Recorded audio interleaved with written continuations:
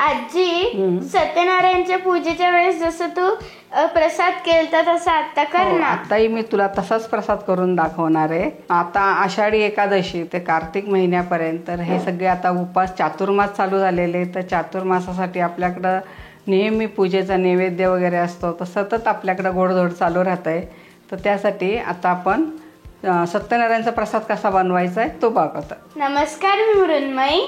नमस्ते, मी कल्पना. आमच्या आजी नातीच्या किचन मध्ये तुम्हा सर्वांचं स्वागत आणि मनापासून शुभेच्छा. तर चला आता आपण प्रसाद बनवायला घेऊया. त्यासाठी काय काय साहित्य घेतले ते दाखवते मी इथं 1 वाटी रवा घेतलेला आहे.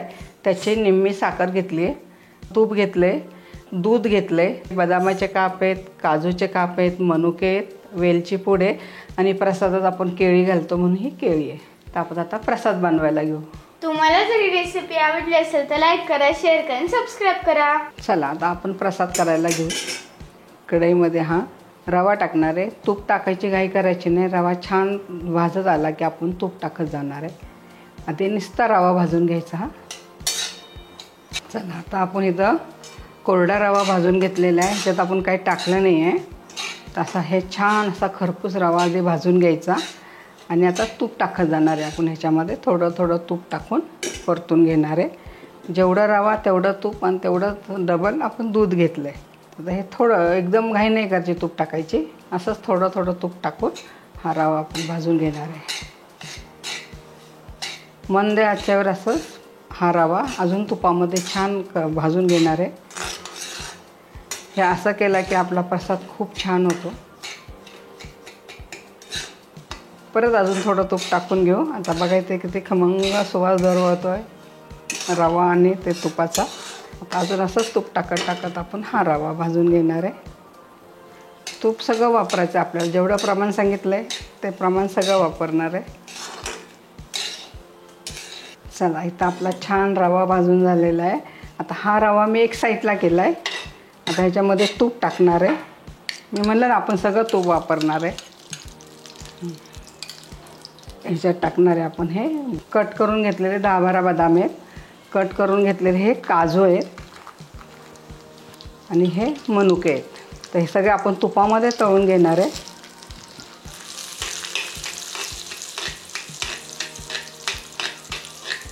बघा हे चांगले आपले सुकामेवा छान परतून झालेला आहे.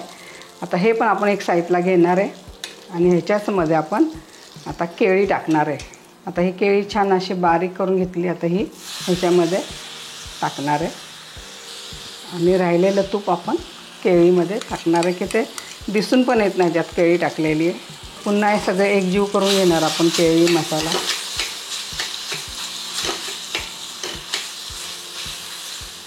चला आपला हा सुक्का मेवा आणि केळी घातलेले बघा दिसत पण नाही ह्याच्यात केळी घातली आपण. हे छान परतून घेतले आपण तुपामध्ये. तर इथं मी जे प्रमाण दूध सांगितलं होतं ते गरम करून घेतलं आहे आणि ते आता ह्याच्यात आपण टाकणार आहे. तर त्याची साय आली तर नाही घ्यायची, आपण बाजूला करू ती साई.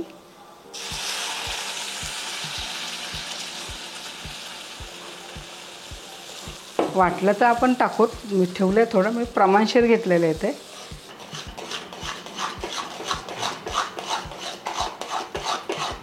अजून थोडंसं दूध लागेल आपल्याला. आता आपण जे दूध ठेवलं होतं ते आपण परत सगळं दूध टाकून घेतलं आहे. जेवढं प्रमाण सांगितलं होतं ते प्रमाण बरोबर ह्याला लागतं तेवढं दूध.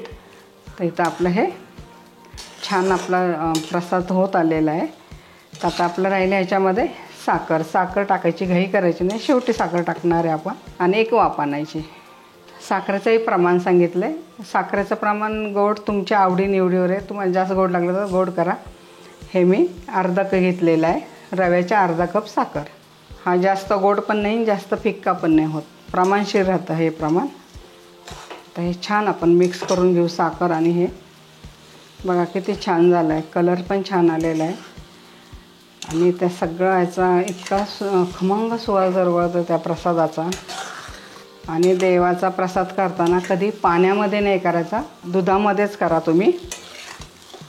चला आपल्या इथं सगळं हलून झालेलं आहे. आपण जेवढी साखर टाकली तेवढी. आता याला एक वाफ आणणार आहे. वा आजी, शिरा झाला पण. हो, मी आत्ताच त्याला एक वाफ आणायला ठेवला होता. आता बरं झालं तू आली आहे, मी दाखवते तुला कसा केला आहे. वाव, किती छान दिसतोय. आता ह्याच्यात मला वेलची पूड टाकून देतेस का तू? हो. आपण शेवटी टाकतो, कारण वेलची पूड नेहमी शेवटी टाकायची असते, म्हणजे त्याचा वास छान राहतो.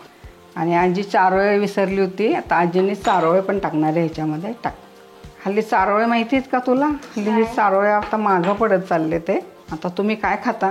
काजू, बदाम, चारोळे आता कोणाला माहीतच नाही चारोळे काय असतात. पहिले आमच्याकडं लहानपणी प्रसादाला फक्त चारोळे वापरायचा आम्ही.